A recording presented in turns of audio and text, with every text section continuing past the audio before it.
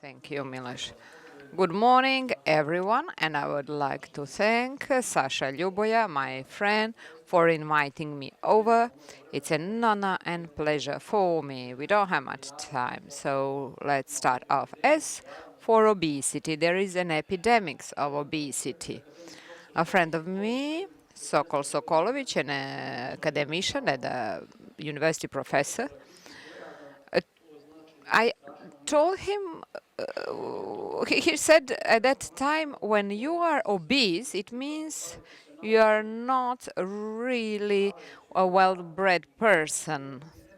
But then, as I was researching genetics and epigenetics, I realized it's not really like that. We should not, of course, blame the people who are obese, but rather try and help them out, regain balance and homeostasis. As we know, all diseases are psychosomatic diseases, and mens sana in corpore sano is the old Latin proverb.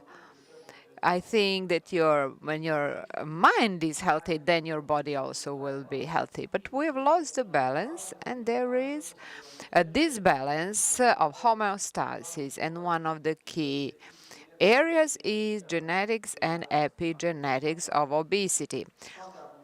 If we take a look at standard genetics, we'll see that genetics is researching into DNA of our genetics, whereas epigenetics means epi, outside of genetics. So it actually examines all other things that lead to obesity, something outside of genetics. So obesity can be treated as a condition or as a disease. And there is a fine line between the two. Why? Because even if a person is obese and doesn't have any health issues, sooner or later, these health problems will be developed. Of course, it also may lead to hypertension, disbalance of status of lipids, then diabetes mellitus, insulin resistance, obstipation, apnea. These are all diseases that are connected with obesity.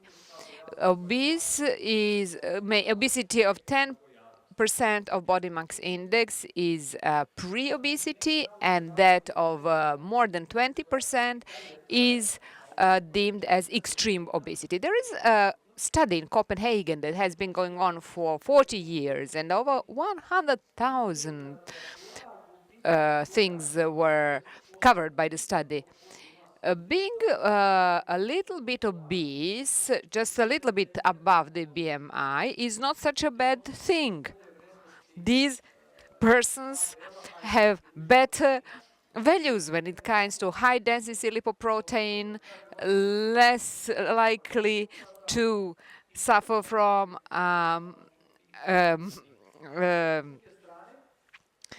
heartbreak and cardiovascular diseases, and are more sexually active. And if a man tries to lose weight, even when we lose 6% of our body weight, different hormones are being discharged, and we get more hungry. And then we put ourselves in the restrictive survival mode.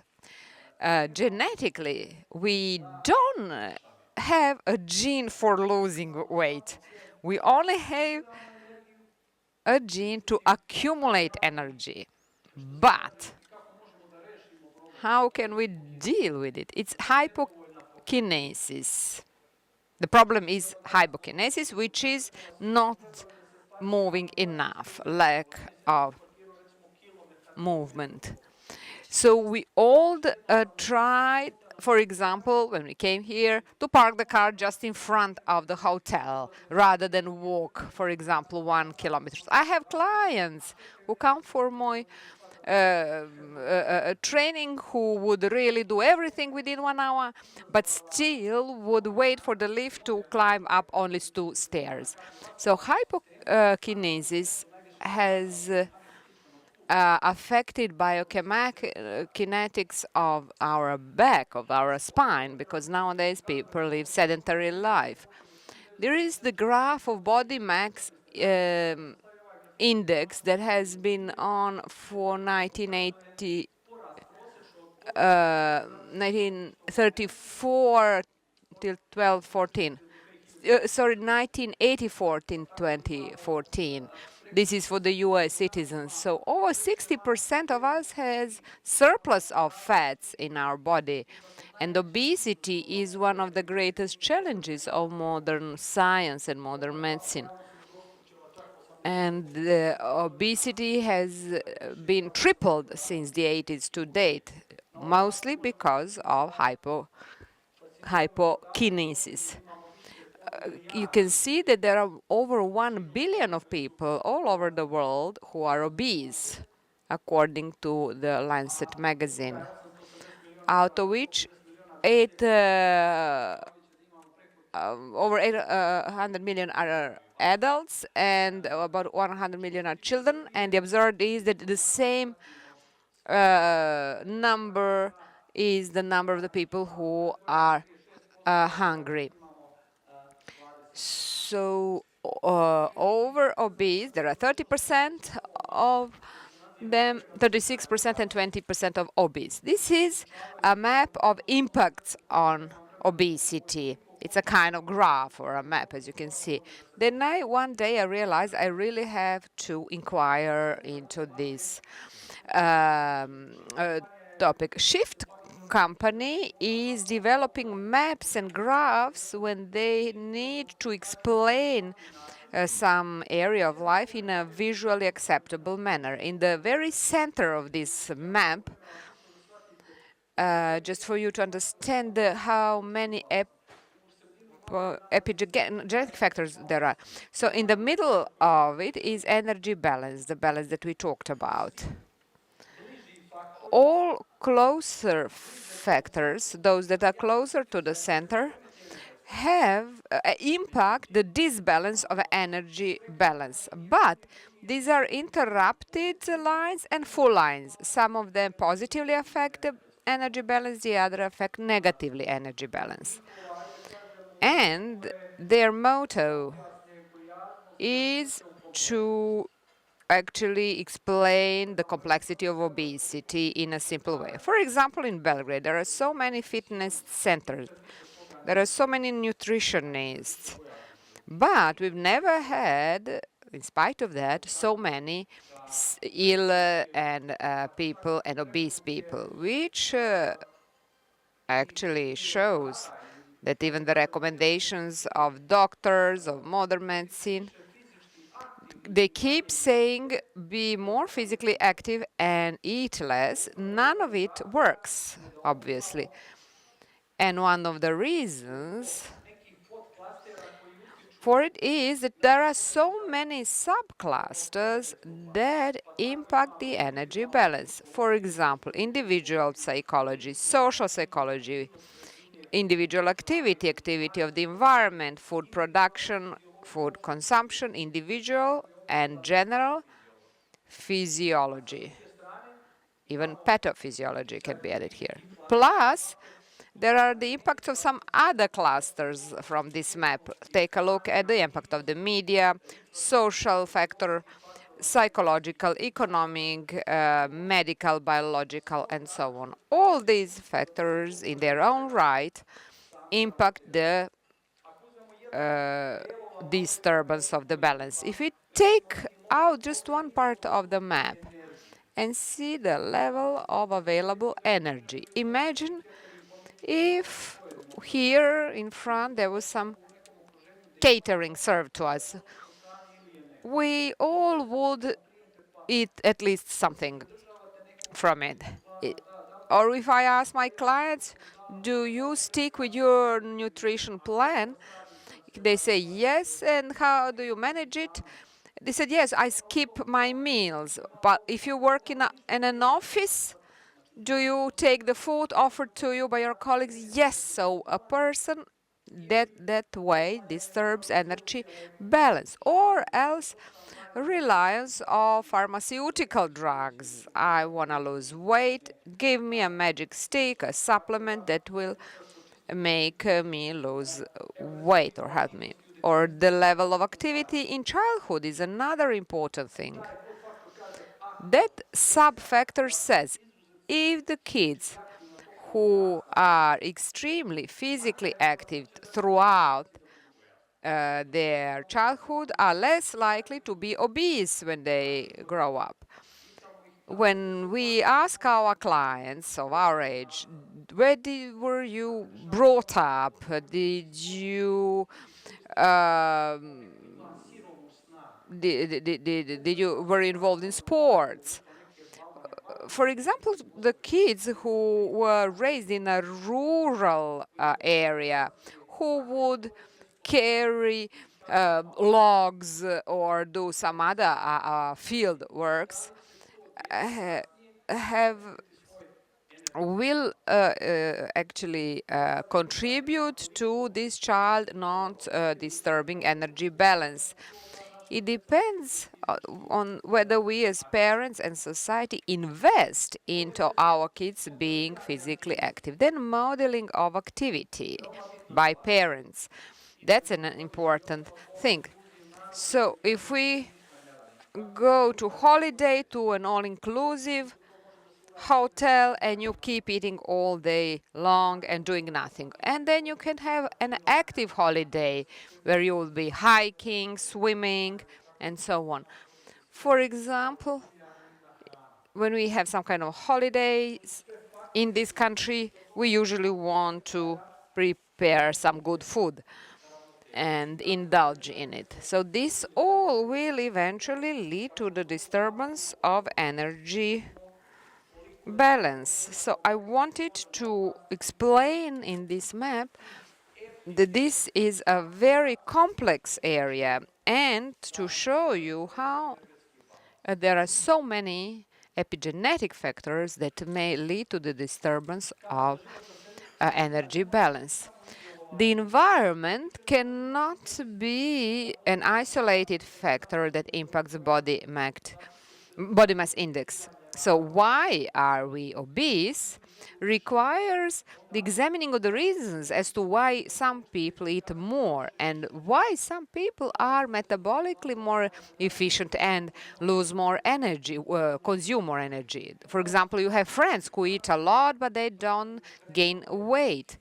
And then it may be confusing. Then we try to follow the instructions of our fitness coaches and so on. And we mostly think about the nutrition plan and some kind of exercises, rather than whether this nutrition and this physical exercise will give you such a texture that a person feels well, is healthy, and not just looks good.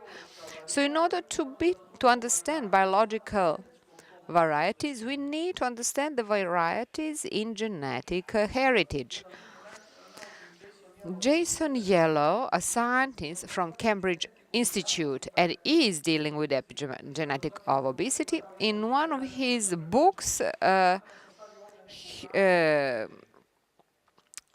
Nutrition in the Genes, in Your Genes, that's the name of his book. So, for example, if we had catering served here and you were able to take something from there, he would say, the scientist says, there are four main groups of people when it comes to their attitude towards food. So some of you, if some catering were served here, would be listening to me, go up and eat a little bit. Some would stand up, take something from that catering, and would keep eating and not listen. And then the final group, if you ask them after the lecture, which part did you like better, the sweet food or the salty food, they would say, I have no idea. Do you remember what you ate? They would say, no, I wouldn't remember what I ate. So the business people often go home, keep talking, open up the fridge, keep eating while they are talking, and then after that they even want to have dinner. So this is an attitude towards food. Secondly, we need to deserve the meal.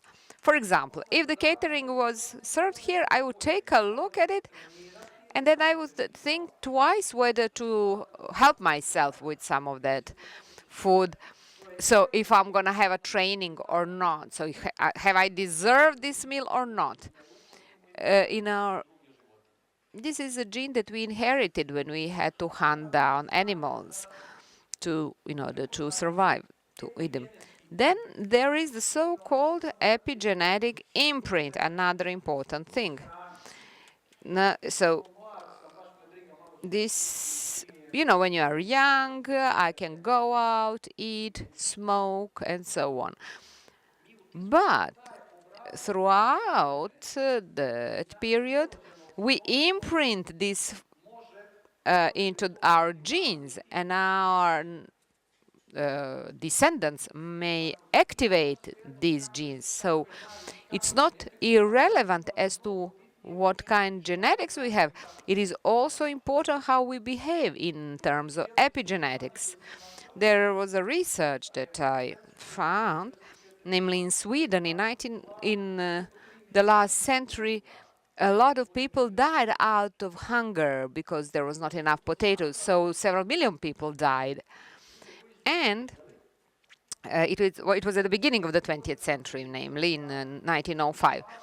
So the people, when they had enough food, in the years when there was a lot of food, they would eat as much as they could because they were afraid that years of hunger may come. So what did they do? They left a gene of obesity to their descendants, and their grandchildren would suffer from myocarditis twice more than they would. Or when for example, the women who deliver babies, and immediately after delivery, they want to remain fit. In order to do this, they have to take up restrictive foods to be physically active, not to take up too much food, and then they overdo it.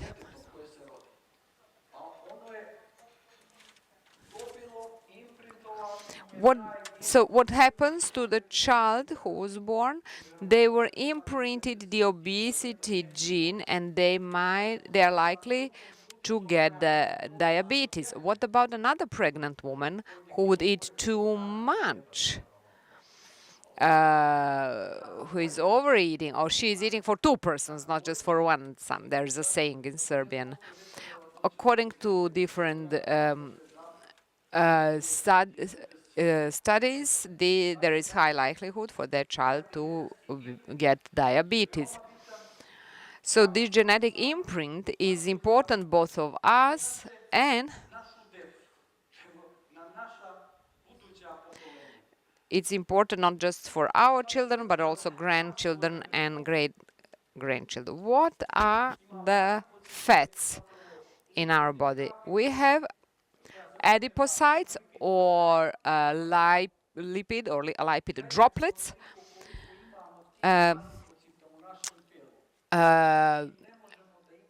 So depending on how many adipocytes we have in the body, we always have a certain number of adipocytes in our body. We may sometimes reduce the quantity, we can empty the droplet. However, they're just waiting for you to eat more so that these droplets are filled, and then they multiply. So when the adipocytes explode, that would discharge cytokines and other inflammatory diseases. And if you remember, in COVID time, addition to elderly people, the obese people were at jeopardy because their immune system was irritated due to obesity.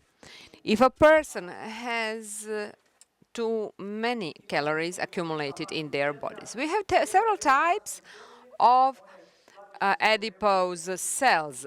The white ones, there is subcutaneous fat tissue, which is also protective for us. It's not so damaging for us and harmful. The biggest problem is with the brown fat cells, which store energy, discharge heat.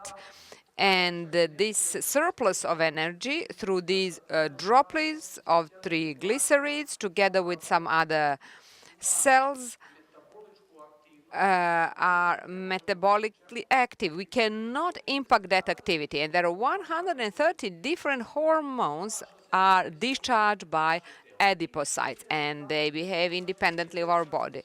Some kind of beige fat cells were discovered, and they permeate the brown fat tissue, and it is thought that this beige fat is especially important for the treatment and healing of some metabolical disbalances. Hormone leptin is something that you might have heard about.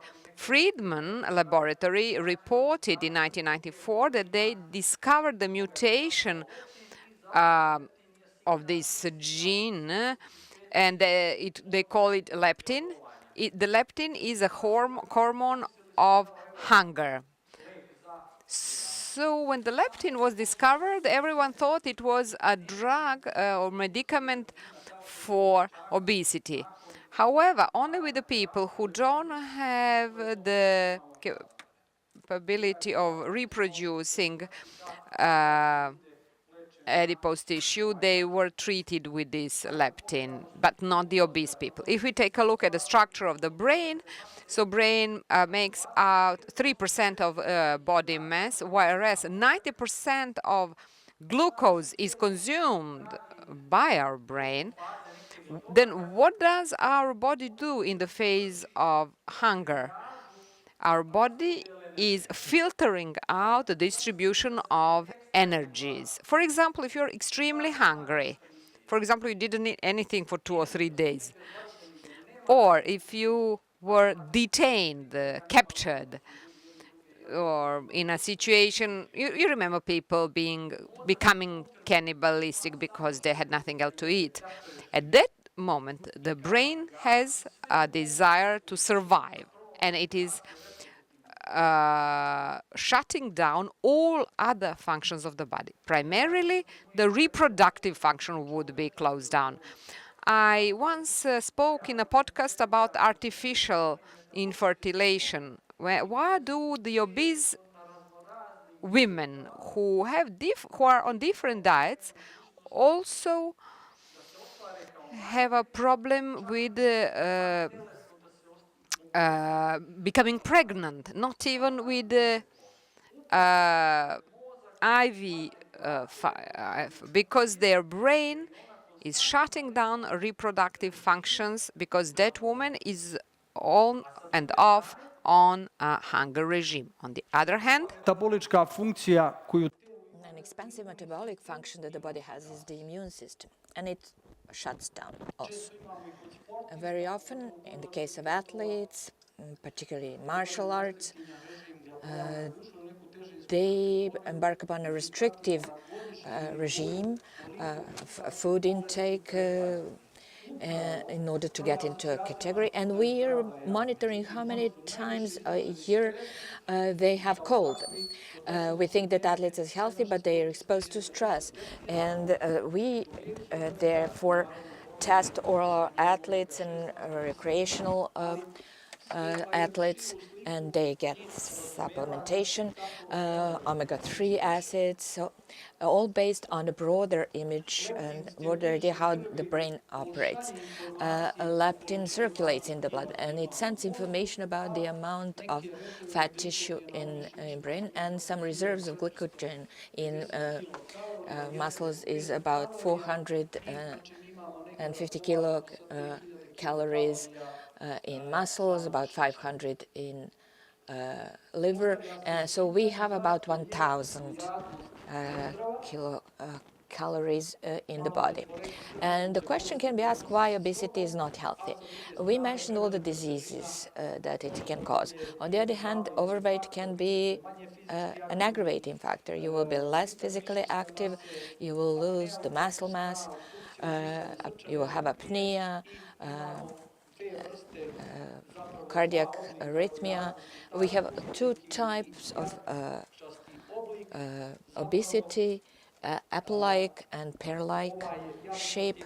So this apple-like is typical of man, and this central obesity that is very dangerous because we have this accumulation of visceral fats that are metabolically active, and this pear shape is typical of women in most of the cases. As for the lipotoxicity in the body and the question why the excessive amount of fats leads to some disease, we have three schools of thinking. First is lipotoxicity. That means a toxicity in our body because of fats. So fats this way get a bad reputation, but at the end of the day, they're also protecting us, and you will see why. What happens when fat storages are completely filled? So you heard about insulin resistance, and that's why we have this great misconception. You heard about polycystic ovaries, fat liver, Alzheimer, insulin resistance of brain, polycystic ovaries, insulin resistance at the level of ovaries, and on different organs. This means that these organs accumulate fats in them, particularly liver. They're a depot of glycogens. So that's how it reduces the possibility to provide energy for you when you need it. And that's how insulin resistance occurs. And this is actually pre-diabetes. And what does it mean to what this phrase means, maximum capacity that a person can genetically carry? We have 50% of people who have diabetes or insulin resistance, but they're not obese.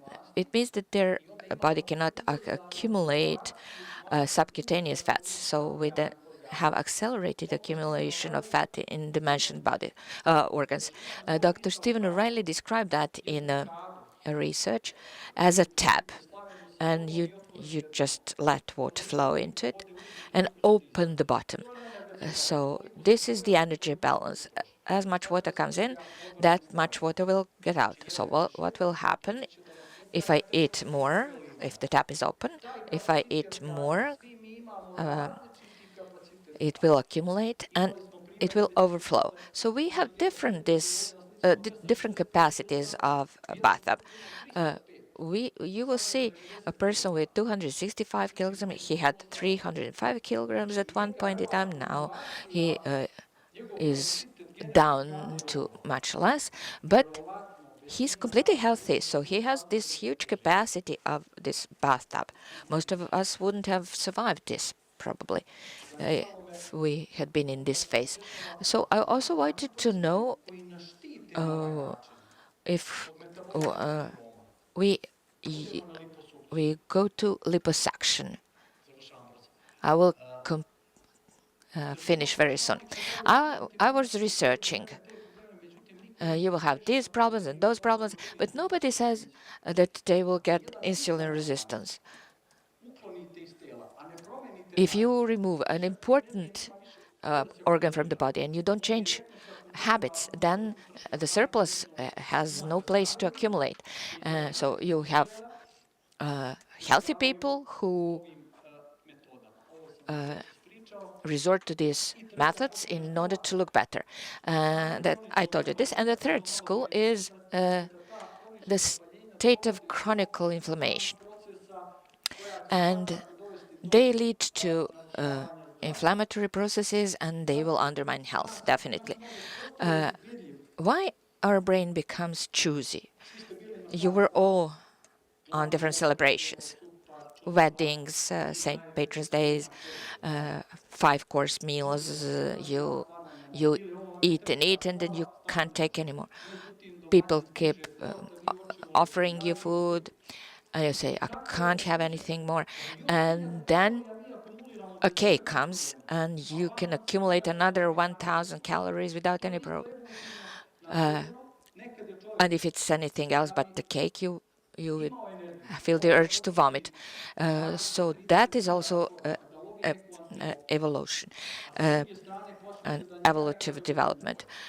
He had prehistoric man had to hunt, and he was trying to fill his glycogen depots with other sources of food that are not of animal origin, to eat some fruit, some vegetable, also a bear catching a salmon. So he eats different parts of the fish on 3 days, and he leaves the fattiest part for the end so that he can fill in the depots. So this mechanism is something inherited from evolution.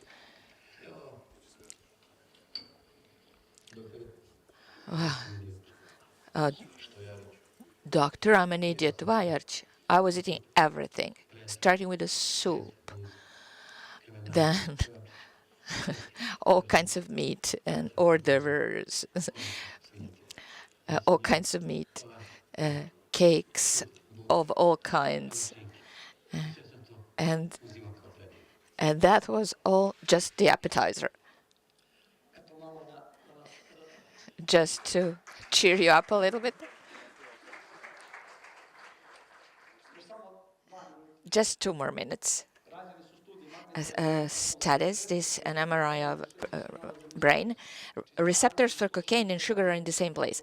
So sugar dependence has the same mechanism as cocaine. General recommendations: we have polypill and polymill studies.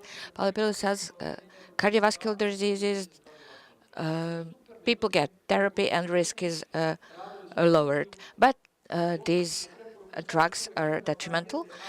So there was a study and to see what people should eat to reduce the risk of cardiovascular diseases. Red wine, fish, dark chocolate, fruit and vegetables, garlic, almond, and olive oil. And these are recommendations of the Mayo Clinic.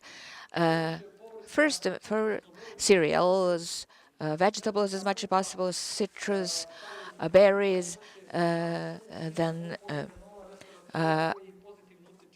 other types of fruits and nuts and seeds and still.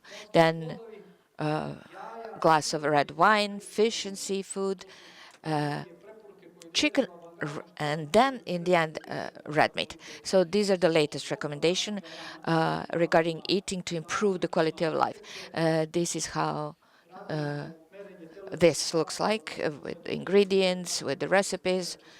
We did that for the purposes of my doctoral thesis, and Dr. Jason said the food should be your medicine, and medicine should be your food.